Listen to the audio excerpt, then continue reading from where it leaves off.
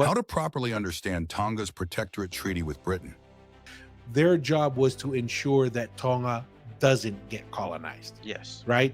And rumor has it, if I remember from some of my history classes in high school, the English saw that as an opportunity to get their foot in the door to eventually colonize Tonga, right? Because that's one step closer. Correct. Right? But they made efforts to do so, but if I remember correctly, they had one major miscalculation. The Constitution and the entire government was run in Tongan. Correct. And so the representatives from the English government, they could never know really what was going on because everything was officiated in Tongan. No, and just to add on to that, because a lot of our Polynesian neighbors, a lot of them were colonized because they had no form of government and no form of, and it did. I think maybe military intervention occurred only two islands, Hawaii and Maui, that there was actually warfare kind of thing.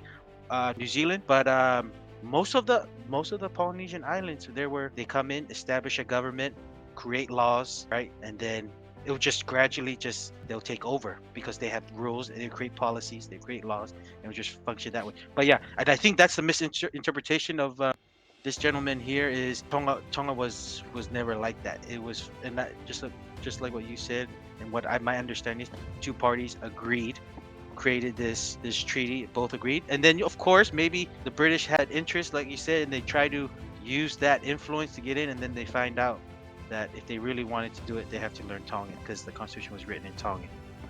Yeah, the laws, everything was executed in Tongan, and you're right. The easiest excuse a foreign power had to colonize a land is they're killing each other. There's no organization.